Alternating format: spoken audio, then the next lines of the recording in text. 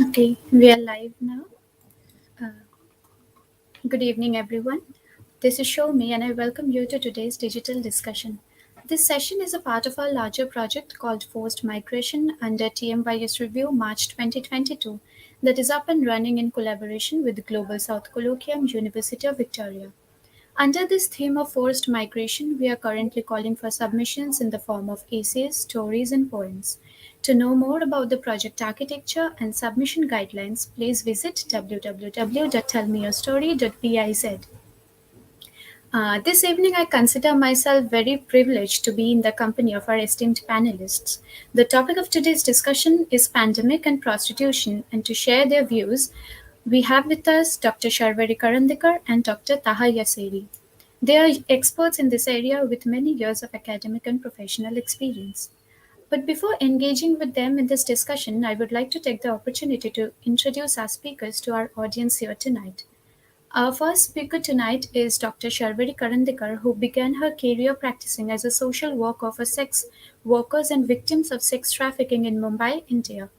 During her PhD program in social work, at University of Utah, and through her work at the Tata Institute of Social Sciences (TISS) in Mumbai and later at the Ohio State University, her research has focused on issues related to female sex workers and victims of sex trafficking, particularly on gender-based violence, infant feeding practices, maternal and reproductive health, resilience and energy agency among sex workers and victims of sex trafficking in India.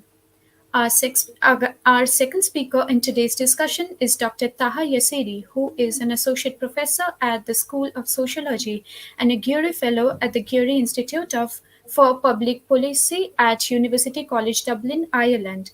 Formerly, he was a senior research fellow in computational social science at the University of Oxford and a Turing Fellow at the Alan Turing Institute for Data Science and Artificial Intelligence. Now we would move on to engaging with our speakers and hearing their views and opinions on today's topic. Our first speaker is Dr. Karandikar. Over to you, ma'am. Hello, everyone. Thank you so much, Soumi, for that introduction. If you don't mind, can you show the PowerPoint that I have here so I can start doing my presentation? Thank you. So my name is Sharvari Karandikar, and I am an associate professor at the College of Social Work, Ohio State University. Can you go to the next slide? Or okay, I will move it. Thank you. So a little bit about myself. I think you heard a little bit of my introduction. I'm originally from Mumbai. I got my bachelor's in psychology and my master's in social work. And after that social work degree, like any other master's student, I started working as a social worker in the field. And my first job was in the Kamathipura red light area of Mumbai, which was at that time a very large sort of a red light area. I worked one-on-one with women who were involved in sex work, women in prostitution, women who identified as victims of trafficking. And we provided care and support for HIV infected and affected women on a daily basis. It was a very challenging but inspiring sort of a job, which I always say that kind of changed my life, because I got very passionate about learning about some of the challenges that these women face, but at the same time how they exercise agency and are resilient and are able to sort of manage themselves, but not just themselves, their children, make decisions on a day-to-day basis, putting their kids and their families first. So that sort of became a trajectory of my work, and I have continued to do research in this area during my PhD program, but after that as well. It's been almost 12 years that I'm an associate professor at Ohio State now. The other aspect of my research is, of course, maternal reproductive health rights, combating violence, as well as human trafficking. And specifically among the population of victims of trafficking in India. I'm also very passionate about global social work education and research. I teach several classes in international social work, human trafficking, international perspectives and adolescent sexuality, not just at Ohio State, but also in India and through the Erasmus Mundus Fellowship in the M Family program in Portugal and Norway. So that's kind of a brief background about me. For today, I have only 10 minutes, so I'm going to go really fast, but I'm going to present two different research projects that were done that kind of talk about experiences of sex workers and the pandemic. The first one was done in December 2019. This was before the pandemic. I was living in India and I was on a research sabbatical. So really involved in working with female sex workers during that time. The first study was done on understanding how sex workers really utilize the income that they generate, how they distribute it, how they spend it, what kind of decisions they make. The second research, which is the study two here, was done with migrant sex workers really during the pandemic to understand their experiences of what it was like when there was a sudden lockdown, in India, and I was part of that, having been living in India during that time, and what it was like for the women who were involved in sex work. So a little bit about the first study, like I said, was done in December 2019. Where, I conducted in-depth interviews along with my collaborators, collected data, verbal consent was taken, all the research ethics protocols that were established by our universities were sort of maintained. And for the purpose of this presentation today, I will only be presenting the aggregate findings. So no identifying details of the women in any way would be revealed. Okay, so what came out of this study, the key takeaways were not just the fact that uh, information on how much, for example, a sex worker earns on a daily basis, how many customers she has, and what sort of income is generated, but also the fact that women really were providing for their families. So sex work was a rational and empowering choice that helped sex workers sort of not just support themselves, but their children and their family members. They had were able to make financial decisions on how much money they should spend on themselves, how much they can send home, because in majority of these situations women were from different areas, either from the south of India or from the east, and they were had families who lived in these parts of the country. They had to send money home on a regular basis, so they would decide how and when to send that money home. Many times women had children who lived in boarding schools or with native families in uh, back in their native villages. So there was all these decisions that women made. And what really emerged from this study was that on a daily basis, women exercised agency. They really made those key decisions. They used creative ways to keep money for themselves, sometimes to avoid situations where a partner or a customer would kind of try to steal it, and so on. So there were different ways in which a sex worker would exercise agency in her personal as well as her professional context, to make and generate that income, and to have that autonomy on how and when uh, to spend it. The paper that is written from this has been linked in this PowerPoint. You can read it if you want. And it is just talking about how sex workers identify themselves as breadwinners in their own context. So this was back in 2019, right? We didn't know anything about the pandemic during that time. Then comes 2020, and everybody is kind of overnight Um, just stunned by the government's response on the lockdown, and everything shuts down without much notice. The second study was done in September of 2020. This was in the midst of the pandemic in the Bhiwandi Hanuman Tekdi red light area, which is in Bhiwandi in Maharashtra. This is not in the center of the city. This is more towards the outskirts of of Mumbai. And the reason for choosing this location was because when I was on my sabbatical in India, really involved in volunteering with women who lived here, with help of a nonprofit organization called Shamta, and really trying to understand the lives of sex workers in this neighborhood, which was more marginalized. This is a very extremely poor but also industrial sort of area in general, and uh, we were working with the women there and focused on their experiences during the pandemic. And in this study, we interviewed about 20 women who identified as sex workers living in the Hanuman Tikri red light area. Again, the same procedures were followed. We did one-on-one interviews and collected data. What what was the key takeaway from this study during the pandemic, right? The first was this initial reaction, like not being aware of what was going on, this fear of the unknown, not knowing the risks, not knowing what to expect, and this whole uncertainty about what happens to my children. Because in many of these situations, the women did not have their children with them during the pandemic. These kids were living in boarding schools and most of the situation, or sometimes in the native villages. So what do we do? How do we bring the children back here? How do we reunite with our family? Was like the first reaction that the women had, right? Along with the fact that it was an overnight shutdown on any sex work activities, so there was no income that could be generated, right? So there were that was like the initial reaction. The other thing that we found from this study, which was very fascinating, was all of these were migrant sex workers who chose to live and continued to live in the red light area over the period of the pandemic, and are still, the pandemic is not over, so and are still continuing to live in the red light area itself. So unlike the migrants who went back to their native villages or native places after the lockdown began, and I'm sure everyone has heard stories of that, sex workers chose to live in the red light area. So having that, not having that safety net somewhere else, feeling that taboo of being able to go back, and finding that safety in the red light area itself was one of the things that came out of this study.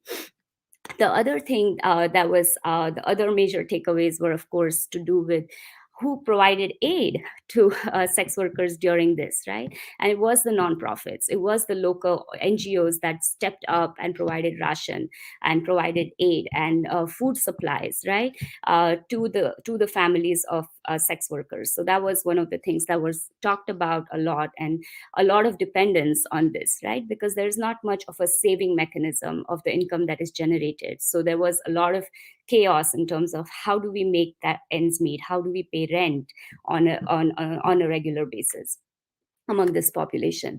The other thing that kind of came up and have as a lesson learned from experiences of sex workers during the pandemic was the use of technology, how women used their cell phones to not just access information, to understand what was going on with the pandemic, to see a lot of videos or WhatsApp and those sort of things, but also to access online banking, or help their children with a cell phone to say study for school or so, and so on, at least trying to make that technology work for helping them get access to the rest of the world, or communicating in many situations with their regular customers and through online sex work. So that is another thing that has sort of emerged. There is a shift in sex work over the pandemic, from because of the reduced foot traffic and the one-on-one sex work to online sex work, more video sharing, more picture sharing, online communication with regular clients, online payments and transactions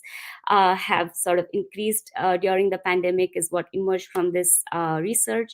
We also found that women were living in very modified living situations. So households had changed, right? Children were now staying with their mothers.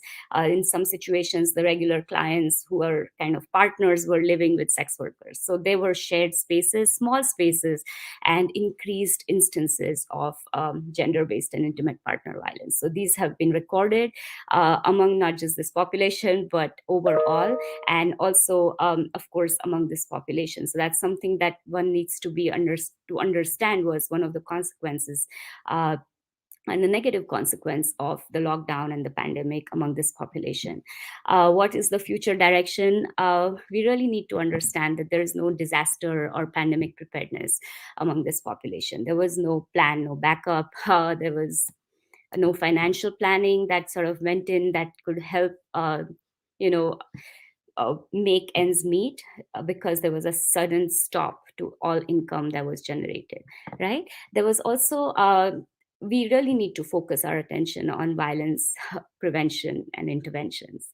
And as much as social workers, we keep talking about this, I think sex workers are a vulnerable population who first get blamed and criticized for being who they are and then not being able to access help because they are considered to be a social taboo. So to really advocate for the rights of these women, decriminalize sex work, to be able to advocate for violence prevention among this population is really important.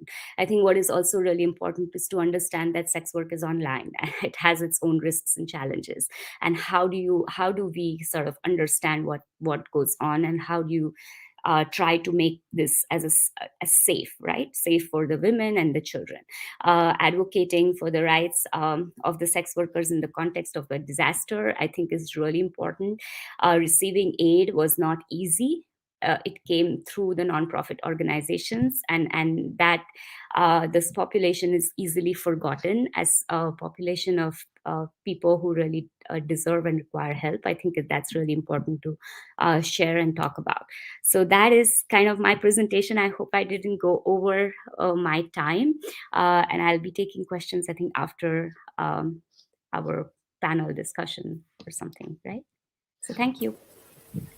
Thank you very much, ma'am, for that informative talk, because we got to learn about how agency and autonomy also works in the life of a sex worker, and how they have been navigating through their way during the pandemic, how their health has been put to jeopardy because of this, how they are a vulnerable community and that they are not really taken care of in every sense of the term. Having said that, we would ask you questions later, but now we want to move on to our second speaker, that is Dr. Taha Yasseri. Over to you, sir.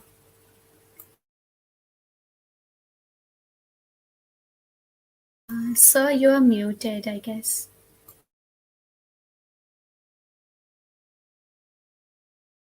Sorry, do you hear me now? Yes, brilliant.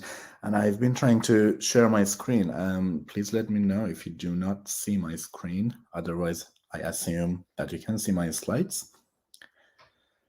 Brilliant. Well, thank you very much for having me, and thank you very much for the introduction and the first presentation. So the standard is quite high. It's a tough act to follow. But what I'd like to talk about a little bit today, of course, is how the pandemic has also affected sex work. I must admit and give this disclaimer that I am not technically a sex work researcher. Most of my research is involved and focused on the internet and online platforms and digital life. However, as it was already mentioned, an important part of the digital life and our transformation to online worlds is how sex work has been changed and affected by online technologies. So that's the area of my research, basically. However, apart from the phenomenon of online sex work itself, another interesting opportunity here is for sex work research to be benefiting from computational and more quantitative methods, because the very nature of online technologies where sex work is provided or facilitated through them provides us with an opportunity to collect and analyze larger scale data. And maybe for the first time in the history of sex work, we can have a larger scale approach to the parameters, the features, and the dynamics of sex work. So with that introduction, I must say most of the research that I have done in the past few years has been limited to one online platform in the UK that is called adultwork.com. And that's the main hub for provision of sex work. I must be clear that I'm not talking about online sex here, like web services or webcam services. Adultwork is a website which connects providers and service seekers for in-person interactions. Of course, not all adults, all the sex workers in the UK are on the website. It's a very small sample of the market. However, it's a website that we could collect a lot of data from, of course, with respecting the privacy of both providers and service seekers. However, we could have a large scale or a big picture analysis of the market in the UK based on a admittedly unrepresentative sample. Of course, sex workers who are present on adult work are coming from certain demographics with certain skills, with certain features, which makes them a non-representative sample. So I'm not going to bore you with all the details of our work. There are two documents. The first paper is published earlier this year in the Journal of Culture, Health and Sexuality, provides the first overview of the data set. We analyzed around 11,500 profiles, and the results of this analysis are presented in the paper. As a follow-up research, and of course, as a result of the pandemic, we also looked more closely into how things have changed over the course of the pandemic in the UK sex market, and how much of that change we could analyze, and it is reflected on the online platform that we have been studying. So the results of the second analysis is summarized in a blog post that was published again earlier this year in The Conversation, and that's the second item on the screen, how sex work has been affected by the pandemic. So I'm going to give a few bullet points from these two documents, basically, to understand how pandemic affected the sex work. First, we have to look at the parameters of the sex work in the UK. Well, here I have a diagram explaining the procedure of data collection, which you do not need to be worried about. The main findings that could be then later used to understand how the pandemic affected the sex work from the first study is that, first, more than half of the female sex workers in our cohort, in our sample, were non-British. So more than half of the sex workers in the UK, according to our data, are coming from other countries. The second important finding is that, for instance, Eastern European sex workers, that are the largest population of sex workers in the UK, on average charge 30% less than the British colleagues for the similar services. This piece of information on its own might be interesting, but it signifies something much more important, and that's how I hope my presentation connects to the previous presentation. That's agency and power. The fact that foreign sex workers have to charge significantly less than domestic sex workers signifies the lack of agency and the control and the vulnerability that they have in comparison with the domestic sex workers. So keeping these 2 points in mind, then we can go back and look at the effects of the pandemic on this market.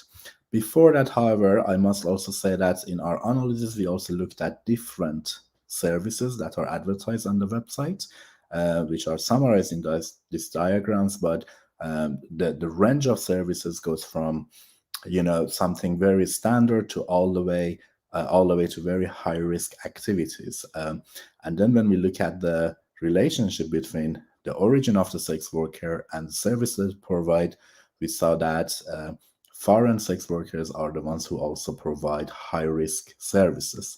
And that goes very well, that goes in line with the previous observation. Again, signifies that foreign sex workers are the ones who take higher risks, charge less, and are in a much more vulnerable position.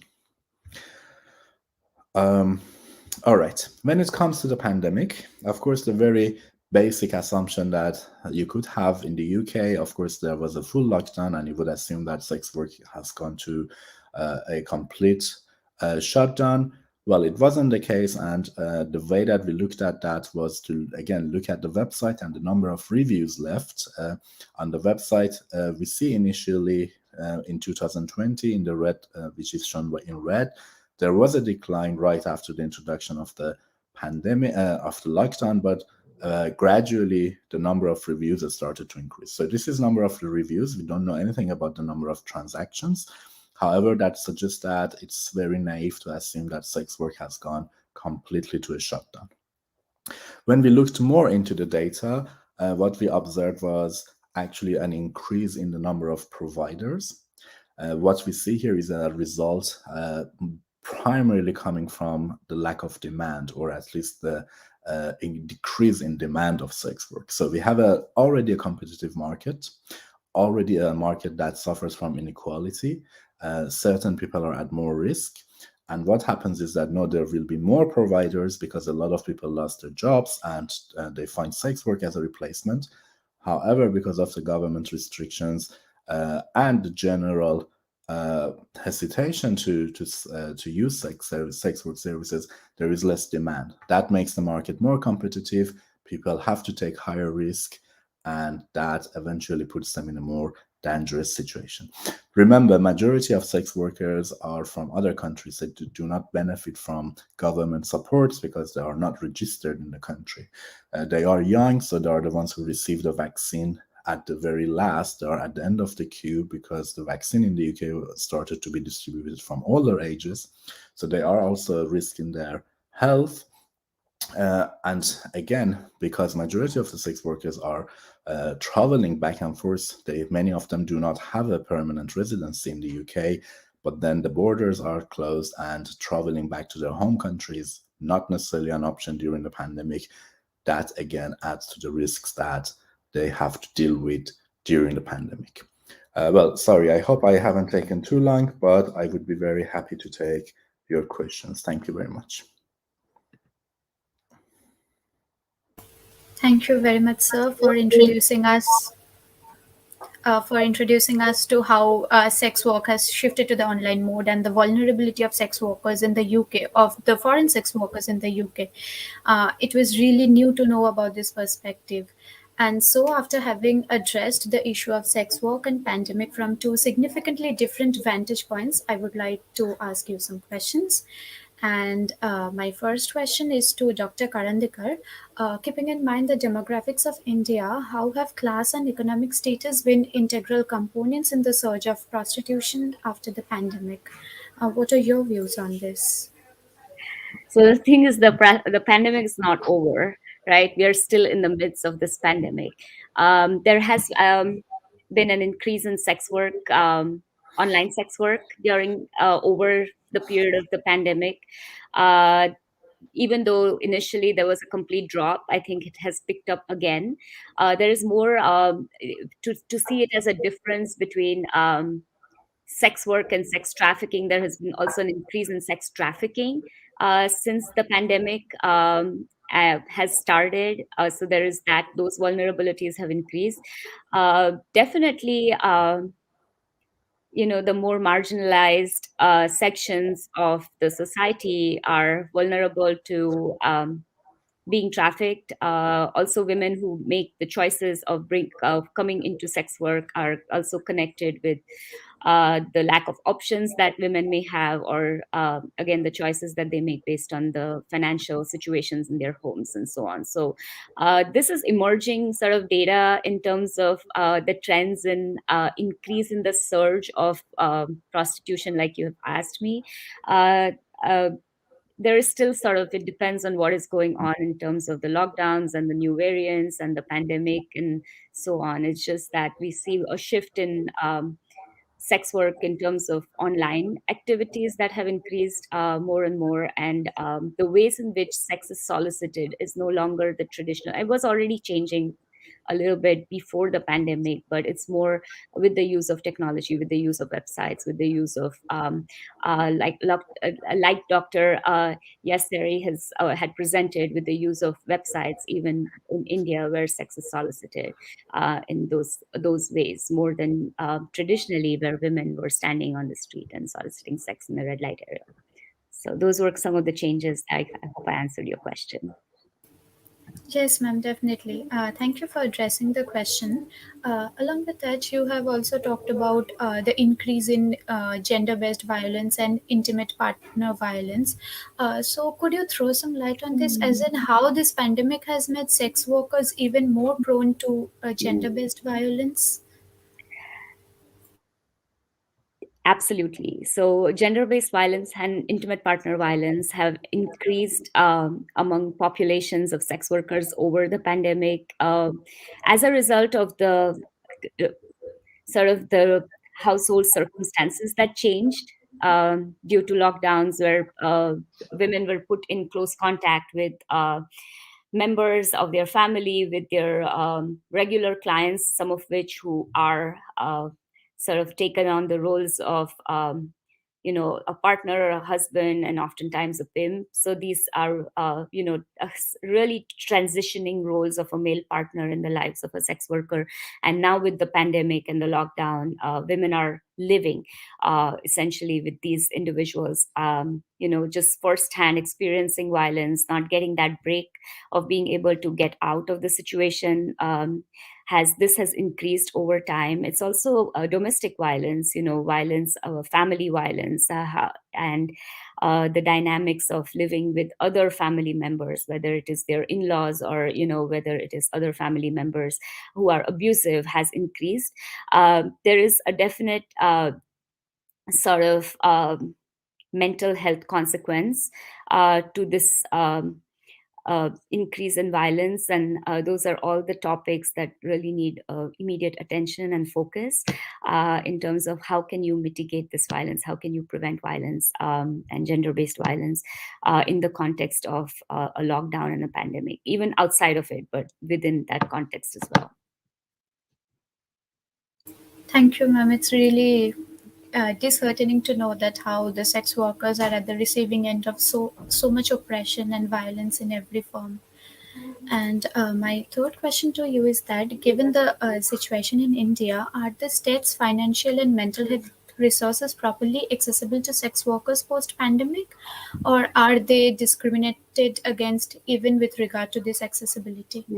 Definitely, there was a lot of discrimination. Like I said before, they were kind of at the back, at the end of the line when it came to receiving aid and services. Most of this was done and provided by the nonprofits who were in the neighborhoods. There were a lot of traveling sex workers who did not receive aid, did not have like ration cards and other documents that could prove that they had some sort of address. And there were lots of complications when it came to who received help and when. So not a consistent approach of providing services and help to the population of sex workers. A lot of discrimination when it came to religion and all of the other sort of minority status that you see that plays out was unfortunate that even in the context of the pandemic, there were a lot of discrepancies that were seen in provision of aid from resources. But it's really to the credit of the nonprofits and the support that the community provided that women were able to receive ration and then continue to and have been continuing to receive support over the course of the pandemic.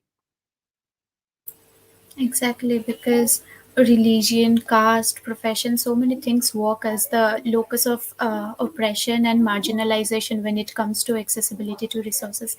Thank you very much, ma'am, for addressing all our questions. My next questions are to Dr. Yasseri. My first question is, while we discuss the surge in prostitution after the outbreak of COVID-19, much remains left to be spoken about the precarious conditions of the sex workers.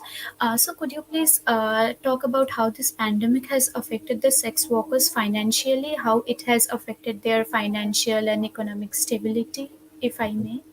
Sure. Well, thank you for a good question. There are a couple of things. I need to go back. We have seen and we have observed even before the pandemic, the sex market has been suffering from a big inequality. Depending on the status of the sex providers, sex work providers, they would benefit from different rates for the same work. So this is already a market that is unfair to weaker members. What we have seen in our preliminary analysis is that during the pandemic, what happened is that certain sex providers have increased their rates because, well, there is less demand and less transactions to cope with the lack of demand. They increase the rate of the services they provide to cope with that. But that only has been observed for certain sex workers, namely the ones, again, who are originally from the UK. What we see at the same time is that the sex workers who are from other countries had to decrease the rates that they charge to be in a better position in the competitive market. So this doesn't provide a very positive image. There is much less transaction, much less demand, and even bigger inequality. And the inequality, of course, as one could guess, is in favor of the more stable and sex workers with more support and agency. So that really puts the weaker or the sex workers at the other end of the market in a very shaky position. Yes, you have already discussed how nationality and citizenship has played a major role in this inequality with regard to financial resources. My second question is, with a contagious disease on the loose across the globe, how is the health of sex workers at stake now, given that this profession includes physical contact? So, how is their health at stake? Yeah, that's also a very good point. Um, Initially, when I started thinking and writing about sex work and pandemic, my main goal was basically to advocate for vaccination of sex workers, priority vaccination of sex workers, because, for example, frontline workers or people who are involved in the health system in many European countries and the UK were given priority to get vaccinated, but sex workers have been treated as normal citizens with normal jobs. And as I said, because majority of sex workers are at younger ages, they were at the end of the queue. Well, the vaccination went rather quickly. Well, it took about a year, but at this point, everyone has access to vaccine, at least in the UK. However, there are other ways and other variants of the virus going around. So the risk is still there. Unfortunately, uh, there is again less attention paid to the risk that sex workers are taking.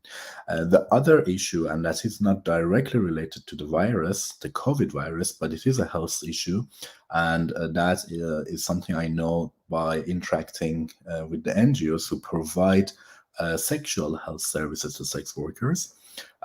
They have been reporting that because of the pandemic, because of the restrictions on mobility and all the other factors, their work has been disrupted, and sex workers had less access to sexual health services. And again, sex work is a job that comes with a lot of health risks.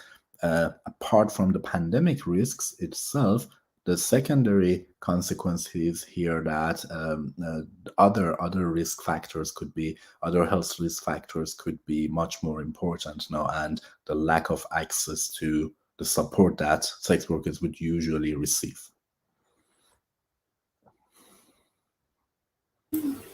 Yes, sir. Thank you very much for addressing this question as well. And my last question to you is that many people have had to switch professions owing to the repercussions of the pandemic. That the sex work industry has been among the worst hits, how are sex workers coping with the sudden loss of employment?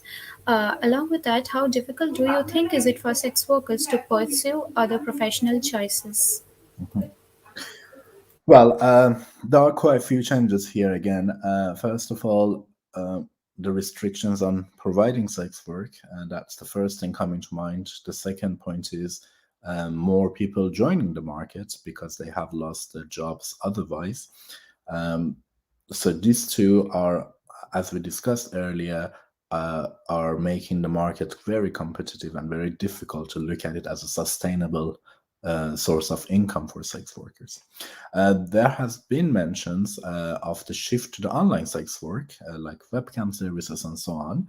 However, as Professor Karandikar also mentioned, they come with their own risks. Online sex or web-based sex could come with bigger risks of privacy, particularly if the sex workers in question lack the technical skills needed to maintain an online profile and to basically secure their interactions online.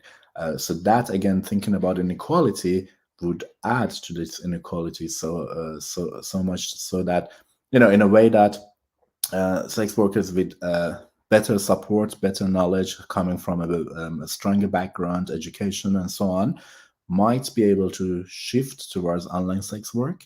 but that is not an option for all the workers in the market. So again, this adds to more inequality.